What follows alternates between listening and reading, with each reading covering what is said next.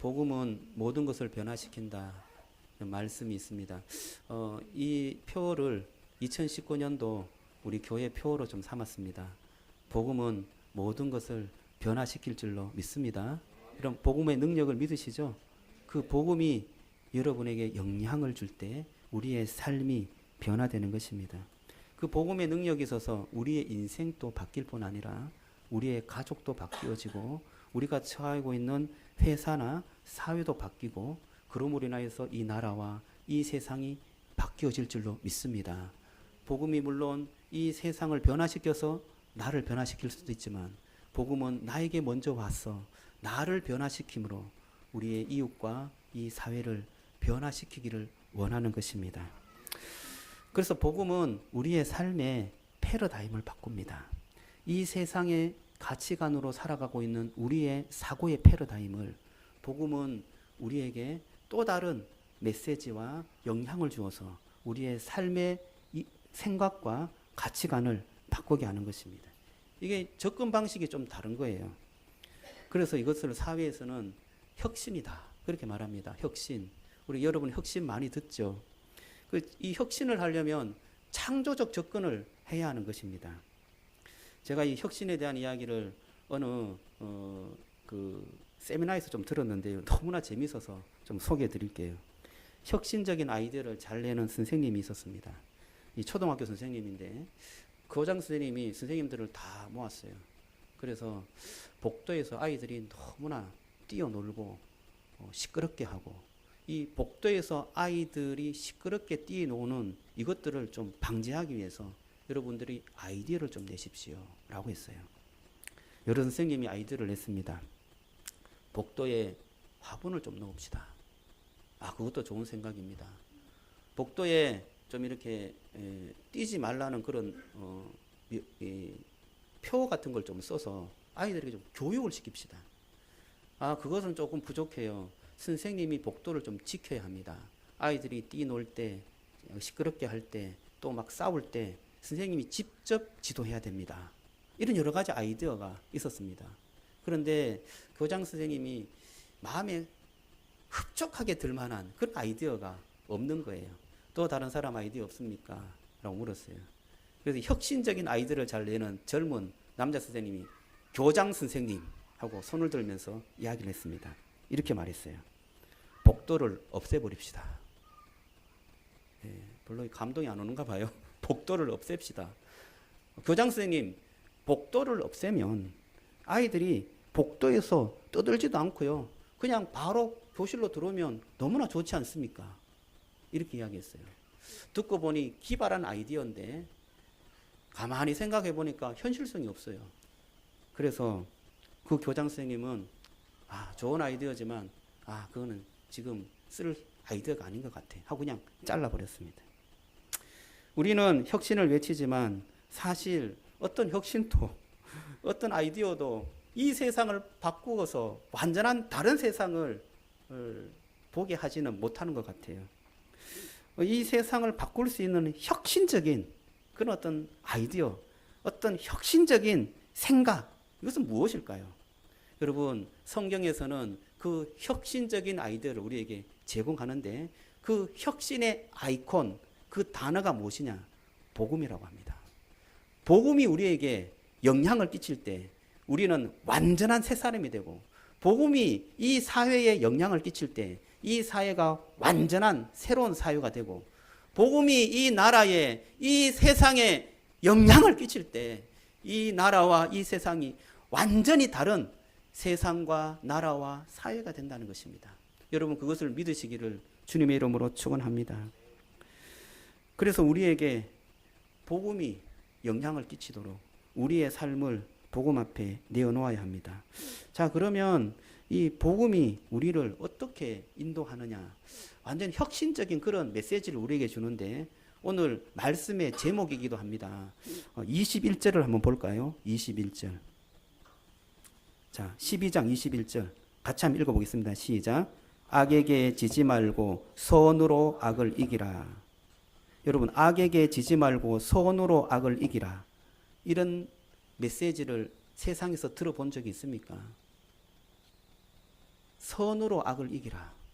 이게 무슨 말이죠? 이 이기라는 말은 전쟁 용어입니다. 제압하라는 뜻이 있어요. 무찔러라 이런 뜻이 있는데 악이 우리에게 적군이에요. 악이 우리에게 다가왔을 때 그 악을 이길 수 있는 정말 혁신적인 그런 방법, 혁신적인 전쟁의 전략, 그것이 무엇이냐? 도무지 악이 눈치채지도 못하고 악이 생각지도 못한 그러한 악을 무찌를 수 있는 정말 유용하고 혁신적인 그런 방법이 무엇이냐? 무엇일까요? 악을 선으로 이기는 거예요.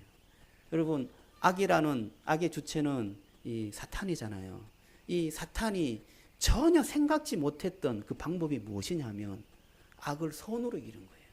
이 사탄은 악을 악으로 대할 줄로 생각했습니다. 다 악을 베풀면 그 사람들이 다 발끈해갖고 대항하고 악을 악으로 대적하고 전쟁하고 싸울 것으로 생각했어요. 그런데 악을 선으로 대하는 이 정말 생각지도 못한 그러한 방법으로 뒤통수를 치니까 이 사탄과 이 악의 세력이 꼼짝하지 못하는 것입니다.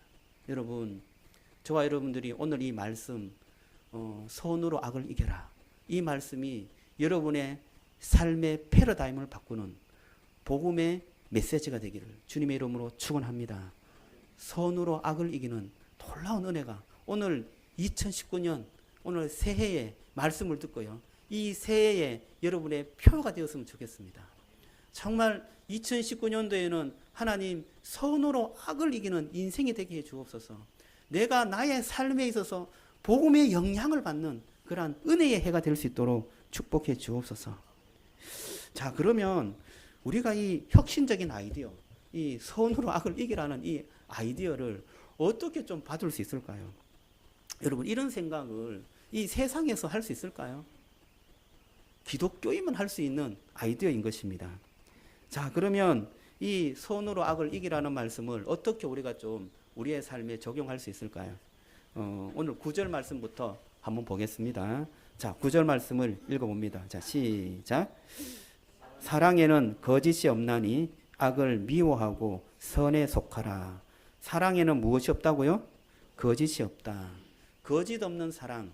그러면 거짓 있는 사랑이 있다는 뜻이에요? 여러분, 거짓 있는 사랑이 있습니까? 사랑하는데 거짓, 위선적인 사랑이 있어요, 없어요? 있어요. 사랑하는데 가식적인 사랑이 있어요. 사랑하는데 마음은 딴 마음인데 겉으로만 사랑하는 사랑이 있다고요. 특히 우리 기독교인이 좀 그런 사랑을 많이 하는 것 같아요. 겉으로는 친절하게 대합니다. 겉으로는 사랑한다고 말합니다. 겉으로는 아주 상냥합니다. 그런데 그 속에는 뭐예요? 비판하고 또 비방하고 편견 있고 미움이 가득해요. 이것을 예수님께서는 바리새인들을 향해서 말할 때 회칠한 무덤이다, 그렇게 말해요. 겉으로는 번지르한데 속은 다 썩어서 죽은 시체가 있다는 겁니다.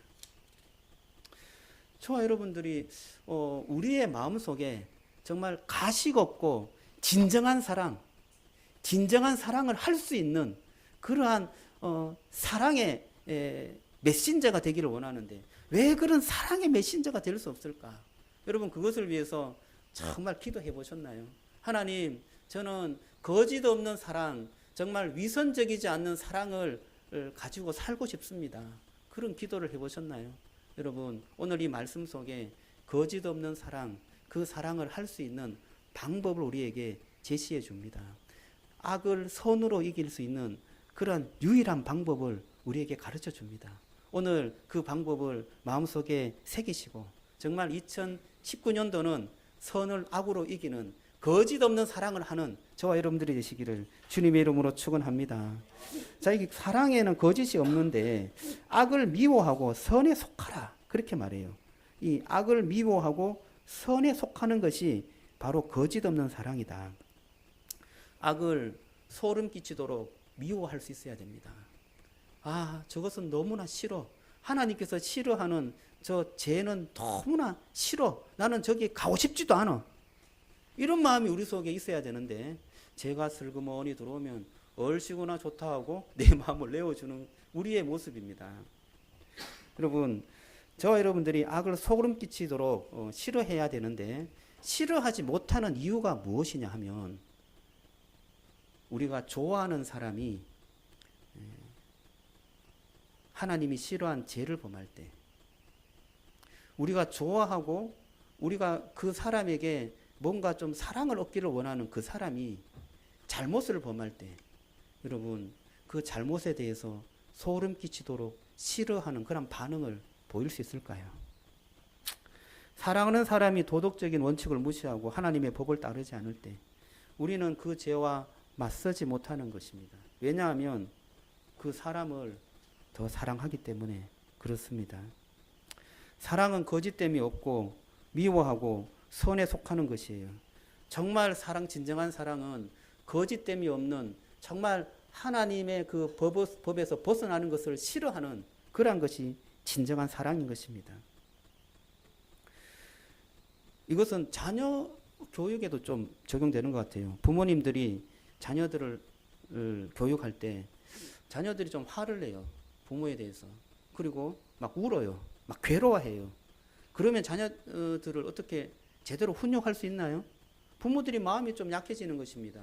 아, 저 자녀가 저렇게 괴로워하는데 내가 이것을 계속해서 이야기할 수 없지라고 하면서 그냥 이렇게 넘어가 버리는 경우가 있습니다. 어릴 때 제대로 훈육을 받지 못한 자녀는 어른이 된 후에 어김없이 불행해지는 것입니다. 사랑하는 마음이 크면 클수록 아이의 죄와 잘못된 행동에 대해서 가슴 아픈 마음으로 훈육할 수 있어야 하는 것입니다. 그런데 그렇다면 자녀가 부모의 등을 돌릴 수도 있잖아요. 그리고 사랑하는 사람에게 그 죄에 대해서 맞서게 되면 그 사랑하는 사람이 나를 싫어할 수도 있잖아요. 그럼에도 불구하고 뭐예요? 그 죄에 대해서 맞설 수 있어야 하는 것입니다. 진정한 사랑이 무엇인가요? 여러분, 진정한 사랑이 사랑하는 사람의 사랑을 얻는 것이 진정한 사랑인가요? 내가 좋아하는 사람에게 내가 인정받는 것이 진정한 사랑인가요? 우리는 그것을 위해서 진정한 하나님의 사랑의 그 의로움을 놓쳐버립니다. 내가 원하는 것은 무엇인가? 그 사람의 사랑을 얻기 위한 사랑을 하고 있는 거죠. 그 사람이 정말 주님의 은혜와 주님의 사랑을 경험하도록 내가 그 사람을 사랑하는 것이 아니라 그 사람의 사랑을 얻기를 원하는, 그 사랑을 사랑하는 내 자신을 사랑하고 있는 것입니다. 여러분 좀 이해되십니까? 자, 여기까지는 우리가 좋아하는 사람에게 우리 어떤 마음의 반응을 좀 살펴봤습니다. 그런데 한 걸음 더 나아가 볼게요. 우리가 좋아하는 사람은 그래도 마음 먹어서 좀 사랑할 수 있습니다. 그런데 싫어하는 사람이 있어요. 나를 싫어해. 그리고 원수같이 여기지는 그러한 사람이 있어요. 그러한 사람을 내가 어떻게 사랑하느냐. 우리에게 너무나 큰 짐이 다가왔습니다. 오늘 말씀 보면 17절을 한번 볼게요. 17절. 자, 같이 한번 읽어봅니다. 시작. 아무에게도 악을 악으로 갚지 말고 모든 사람 앞에서 선한 일을 도모하라. 아무에게도 악을 악으로 갚지 말고 모든 사람 앞에서 뭐를 하라고요? 선한 일을 도모하라. 사랑하든 사랑하지 않든 또 미워하든 원수같이 여기든 그 사람을 뭐예요? 악을 악으로 갚지 말고 모든 사람에게 선을 베풀라. 그렇게 말하는 것입니다. 14절도 한번 볼까요? 14절. 자, 시작. 너희를 박해하는 자를 축복하라. 축복하고 저주하지 말라. 나를 핍박해요. 나를 참 너무나 괴롭혀요. 그러한 사람은 어떻게 해요? 저주하지 말고 축복해라. 축복해라. 아, 이 말씀이 우리에게는 너무나 크게 다가옵니다. 이것을 어떻게 순종할까? 원수 갚는 것을 하나님께 맡기라. 그렇게 말합니다. 오늘 말씀에 뭔가 우리에게 해답을 주는데 그렇다면 우리의 마음을 어떻게 품어야 할 거냐? 우리 19절을 한번 보겠습니다. 19절. 자, 시작. 내 사랑하는 자들아, 너희가 친히 원수를 갚지 말고 하나님의 진노하심에 맡기라. 기록되었으되 원수 갚는 것이 내게 있으니 내가 갚으리라. 주께서 말씀하시느니라. 자, 오늘 이 말씀에는 원수 갚는 것은 내가 할 테니까 너는 원수를 갚지 말고 그냥 내가 주는 사랑으로 살아가라. 원수는 내가 받는다. 그러니까 원수 갚는 거하고 죄를 생각하는 거하고 분리하고 있어요. 다시 말해서 죄와 사람과 분리하도록 우리의 생각을 바꾸라. 그렇게 말합니다.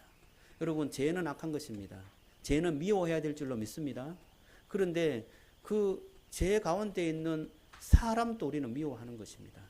그래서 그 죄를 미워하기 때문에 그 사람도 미워하게 되는 것입니다. 오늘 이 말씀에는 죄와 사람을 분리하라. 죄는 미워하되 사람은 미워하지 말라. 너희 가운데 그런 생각을 가지고 있으면 죄에 대해서는 미워하는 마음을 갖되 사람에 대해서는 사랑할 수 있는 마음이 너희에게 생길 수 있을 것이다. 그렇게 우리에게 뭔가 방법을 좀 제시해 주고 있는 것입니다.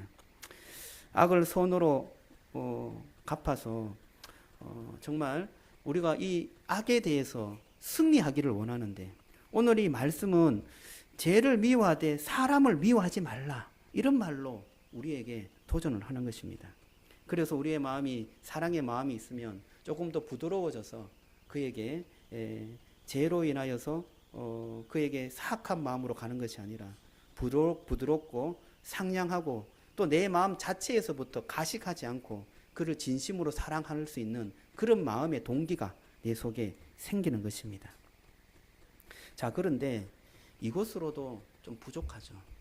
여러분, 그런 마음을 이렇게 분리한다고 해갖고 내가 정말 나에게 박해하고 나를 정말 무시하고 나에게 막 공격하는 그 사람을 어떻게 가식적인 사랑이 아닌 진정한 사랑으로 사랑할 수 있을까? 저는 오늘 이 말씀을 이 연초에 주는데요. 정말 감당할 수가 없어요. 어떻게 이 말씀이 내 속에 복음적 능력으로 다가와서 나의 삶을 새롭게 해서 이런 삶을 좀 살고 싶은데 사랑은 가식이 없고 사랑은 뭐예요? 정말 거짓이 없다고 했는데 내 사랑은 왜 이렇게 거짓된 사랑만 나타나고 가식되고 위선적인 사랑으로만 사랑할 수밖에 없느냐. 거기에 대한 마음에 부담이 있고 괴로움이 있었습니다. 그런데 주님께서는 우리에게 복음을 허락하여 주셔서 그 방법과 길을 보여주신 것입니다. 자, 조금 더 복음의 깊은 그러한 진리로 들어가 보겠습니다. 저와 여러분들이 다 알고 있는 내용인데 다시 한번 말씀드리겠습니다. 복음은 우리의 모든 것을 변화시킬 수 있습니다. 우리는 복음에서 해답을 찾을 수 있습니다. 복음은 하나님께서 우리에게 하신 일을 떠올리게 합니다. 여러분, 하나님께서 여러분에게 하신 일을 한번 떠올려 보시기 바라요. 하나님께서 우리에게 오래 참으셨습니까? 오래 참으신 줄로 믿습니다. 하나님께서는 지금 또 참고 계십니다. 하나님은 우리가 회개하고 믿음으로 살기를 원하시고 계시는 거예요. 계속해서 심판을 유보하고 있어요. 우리가 지옥으로 가야 되는데 하나님의 그 심판을 계속해서 유보하심으로 하나님께서 우리를 믿음으로 살아가는 그 놀라운 하나님의 은혜의 자리에 설 수 있도록 기다리고 계시는 것입니다. 그런데 우리는 그렇게 하나님이 참고 기다리고 있을 때도 뭐예요? 우리는 주님을 우롱하고 있어요.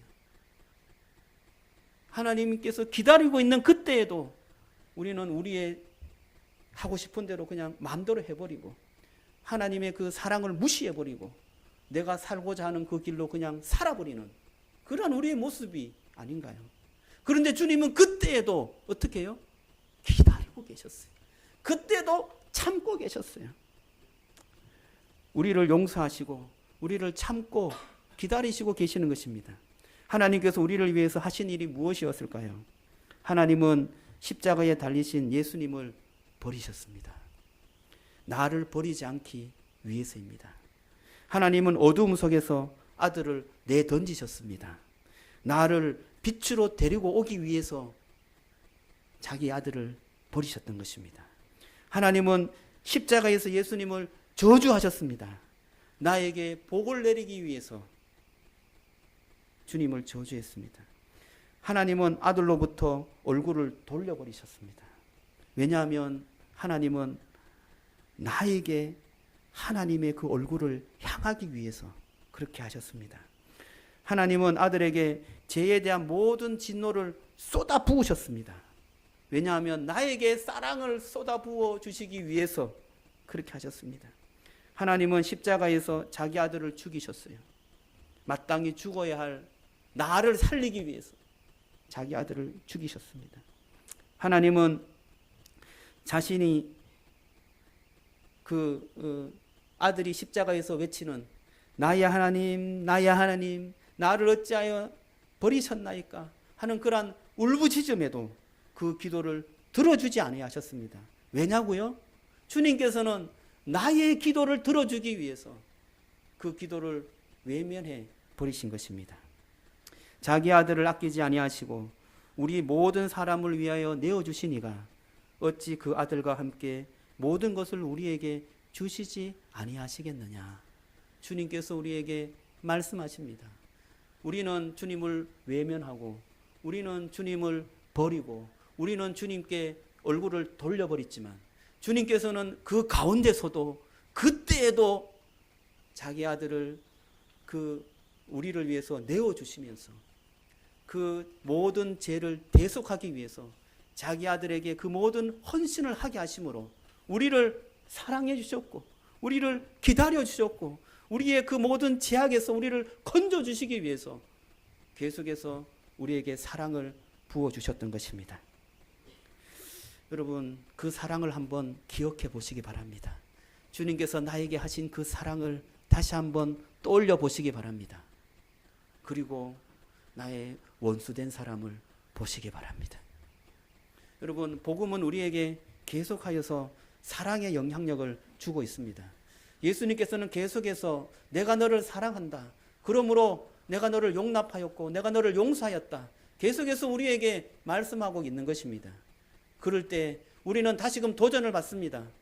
나와 관계가 소원했던 사람, 나를 섭섭하게 했던 사람, 나에게 도전하고 나를 미워했던 사람, 그 사람에게 다시금 도전을 받습니다.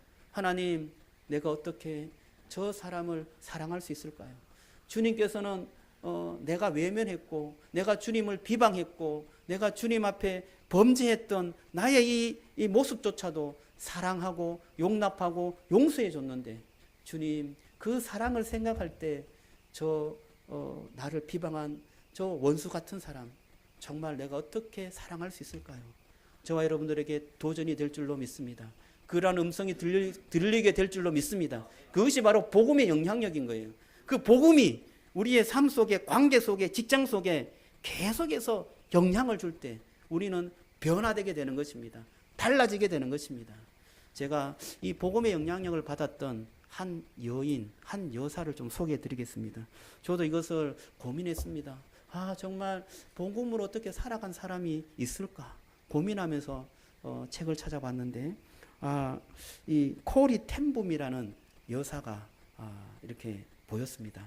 그 책을 한번 쭉 이렇게 보았더니 너무나 큰 은혜를 우리에게 주는 그런 인생을 살았습니다. 그녀는 세계 2차 대전 때 네덜란드 사람이었습니다. 참 독실한 기독교인이었어요. 그런데 그의 집으로 찾아온 유대인이 있었습니다. 전쟁을 피해서 독일의 그 학살을 피해서 네덜란드로 이사와서 그의 집에 찾아왔습니다. 그래서 그를 보호해 주었죠. 그리스도의 사랑으로 그를 숨겨주었습니다. 그런데 유대인들이 네덜란드를 침공한 이후에 그 죄가 발각되었습니다. 그래서 코리 텐붐의 그 가족들은 다 독일의 강제 수용소에 잡혀가게 되었습니다. 가혹한 고문이 이어졌습니다. 부모님과 언니가 그 가혹한 고문을 이기지 못하고 죽었습니다. 부모님은 수용소에 들어오자마자 가혹한 고문을 참지 못하고 두 분 다 세상을 떠났습니다. 그런데 언니 베리는 자기의 신앙을 이끌어주는 그러한 정말 신앙의 동반자였습니다. 그걸 수용소에 와서도 그걸 늘 감사와 하나님 앞에 영광을 돌리는 삶을 살았습니다. 어떤 경우에는 그 수용소에 이하고 벼룩이 너무나 많았어요. 그래서 잠을 잘 수가 없었어요. 너무나 고통스러웠습니다. 옷도 누더기지, 씻을 수도 없지. 그런데 이와 벌레가 벼룩이 계속해서 날뛰지. 그런데도 이 언니 베리는 하나님 이와 이 벼룩을 주신 것도 너무나 감사합니다. 이러고 기도하는 거예요. 그래서 이 코리 텐붐 이 여사는 아니 언니 이 벼룩하고 이 이가 있는데 뭐가 그렇게 감사하냐고 막 이렇게 화를 냈던 적이 있었다고 합니다. 그런데 그 언니는 이렇게 말했어요. 이 이와 벼룩이 아마 하나님의 뜻이 있을 거야. 하나님께서 주신 것은 우리가 다 감사해야 돼. 이러면서 감사했다는 거예요. 그런데 아니나 다를까. 아니 그곳에 이와 벼룩이 너무 많으니까 간수들이 그곳에 잘 오지 않았다는 거예요. 그래서 이와 벼룩이 막 이렇게 많이 있을 때 간수들이 오지 않아 갖고 그곳에서 기도하고 찬양을 마음껏 할 수 있었다는 것입니다. 그런데 그 언니 베리도 이 수용소의 숱한 고문으로 인하여서 결국에는 참지 못하고 하늘나라로 가게 되었습니다. 이 베리 텐붐 이 여사는 그래도 잘 견뎌서 해방을 맞이해서 고국으로 돌아가게 되었습니다. 그 후에 이 코리 덴붐 여사는 주의 종이 되었습니다. 신학교에 들어가서 하나님의 말씀을 전하는 사역자가 되었습니다. 그런데 독일로 향한 강한 부르심이 있었어요. 하나님의 치유와 상처의 그 어떤 회복을 위해서 너는 독일로 가서 복음을 전해라. 그런 마음을 계속해서 주어서 그런 네덜란드에서 독일로 갔습니다. 독일은 원수의 나라였어요. 그런데도 거기에 가서 복음을 전했습니다. 그런데 어느 날 하루는 설교를 마치고 악수를 하다가 강제 수용소에 악명 높은 감독이었던 사람을 만나게 되었습니다. 그 사람이 이 코리 덴붐 여사에게 손을 내밀었어요. 신장이 묻고 피가 막 온몸에 피가 거꾸로 쏟는 그러한 느낌을 받았습니다. 그녀의 마음속에는 치열한 전쟁터가 되었어요. 이 사람을 하나님 용서해야 됩니까? 예수님, 저는 하늘에서 진노의 벼락을 내려서 이 사람들을 다 그냥 죽여버렸으면 좋겠습니다. 그런 마음이 내 속에 끊임없이 올라오는데 하나님, 이 사람의 손을 나한테 내미는 이유가 무엇입니까? 그런 어떤 마음의 갈등이 계속 있었던 거예요. 그때 예수님의 음성이 들렸습니다. 이런 음성이 들렸어요. 십자가에 나를 못 박고 침뱉고 채찍으로 때리고 조롱하며 가시관을 씌워서 나를 죽인 괴롭혔던 사람들을 내가 어떻게 했느냐? 내가 그들도 용서하지 않았느냐? 너도 용서해 주어라. 그런 음성이 들리는 거예요. 코리 덴붐 여사는 그것을 예수님의 음성으로 들었어요. 복음이 마음속에 역사를 한 것입니다. 복음은 코리 덴붐 여사를 가만히 두지 않았어요. 그녀가 화해의 손을 내민 그 강제 수용소의 감독, 자기 언니를 죽였고 자기 부모를 죽였고 고문으로 모든 옷을 벗기면서 나에게 해코지했던 그 강제 수용소의 감독을 어떻게 용서할 수 있을까? 그런 마음에서 하나님의 음성을 듣고 그는 용기를 냈습니다. 그리고 그에게 용서한 화해의 제스처를 취하고 하나님의 사랑으로 그를 받아주었습니다. 정말 할 수 없었지만 하나님께서 그렇게 하라고 한 것에 순종하고 나니까 내 마음속에 묵어 있었던 그 온전하게 짓눌렀던 그러한 모든 죄의 짐들이 그리고 무거운 짐들이 다 내려가면서 하나님께서 자기에게 자유를 주고 기쁨을 주고 또한 행복한 그러한 은혜를 충만하게 주었던 그러한 기억을 되살리면서 계속해서 간증하면서 말씀을 전한 그 사역에 힘을 얻고 사역했다는 그런 간증의 내용을 제가 읽었습니다. 여러분, 저와 여러분들은 하나님의 마음을 알아야 될 줄로 믿습니다. 주님께서 우리를 향하여서 십자가에 죽으시고 우리에게 말씀합니다. 내가 너를 용서해 주었다. 내가 너와 원수 되었던 이 모든 관계에서 내가 너를 용서해 주고 사랑해 주었지 않느냐. 너도 가서 나의 사랑을 전하거라. 너도 가서 그 사랑의 그 은혜를 나타내거라 라고 우리에게 말씀하고 있는 것입니다. 여러분, 주님께서 향하고 있는 그 영혼을 향하여서 여러분의 마음을 내어놓기를 원합니다. 주님께서는 나와 원수된 그 영혼도 사랑하고 계심을 여러분 믿으시기 바랍니다. 나와 정말 관계가 좀 섭섭하고 서운하고 나를 공격한 그 사람에게도 하나님은 사랑하고 있고 십자가의 놀라운 은혜를 부어주시기로 주님께서는 원하시고 계시는 것입니다. 그 통로로 누구를 사용하기를 원하세요? 우리를 사용하기를 원하십니다. 먼저 경험한 십자가의 은혜를 먼저 경험한 우리를 사용하기를 원하시는 것입니다. 그럼 오늘 말씀을 이렇게 묵상하면서 하나님께서 나에게 주신 찬양이 한 게 있었습니다. 그것은 바로 아버지 당신의 마음이 있는 곳에 라는 찬양입니다. 여러분, 이 찬양을 좀 마음속에 묵상하면서요, 오늘 정말 선으로 악을 이기라, 이 말씀의 메시지를 다시 한번 마음속 깊이 새기기를 원합니다. 주님께서 나를 향하신 그 복음의 영향력, 그것을 마음속에 새기고요, 내 삶에서 이 복음의 영향력을 어떻게 좀 표현할까, 정말 제 가운데 있고 악하고 나를 공격하는 사람을 어떻게 대할까, 그것을 적용하는 그런 삶이 되기를 원합니다. 제가 이 찬양을 좀 하면서요, 제게도 마음에 굉장히 좀 아픔이 있었습니다. 여러분도 다 아시겠지만 2018년도에 우리 기쁨의 동산교회에서 이렇게 파송 나오신 분들이 2018년도 마지막 주일을 기해서 본교회로 다 돌아갔습니다. 다는 아니고요, 또 여기 계신 분도 있습니다. 하지만 몇몇 핵심 멤버들이 돌아갔어요. 제가 마음이 너무 아팠습니다. 그리고 기도하면서 내 마음을 좀 달래려고 애를 썼습니다. 그런데 마음에 그렇게 편치를 않는 거예요. 주님께서 이런 마음을 주셨어요. 그래, 네가 그 마음 편치 않는 마음은 무엇 때문이냐? 내가 너를 사랑하고 있지 않느냐? 내가 이 교회를 책임지고 있지 않느냐? 그들은 그들의 할 일을 다 하고 갔을 뿐이야. 내가 그들을 사랑한다. 주님께서 내게 말씀해 주셨어요. 저는 그분들을 다시금 제대로 볼 수 있었습니다. 제가 좀 편협된 눈으로 보는 게 아니라 제대로 볼 수 있었어요. 그래서 기도원에 갔다 내려와서 그 한 사람 한 사람들에게 고맙다고, 감사하다고 그렇게 다 인사하고, 또 마음에 여러 가지 좀 힘들었던 부분들을 좀 화해하고 풀면서 보내드렸습니다. 축복하며 보내드렸습니다. 저에게 하나님께서 주신 그런 은혜가 더 크게 와닿는 것을 경험했습니다. 좀 자유함을 하나님께서 주셨어요. 그리고 이렇게 예배를 새롭게 세팅하면서 하나님께서 또 큰 위로를 또 주시는 것 같아요.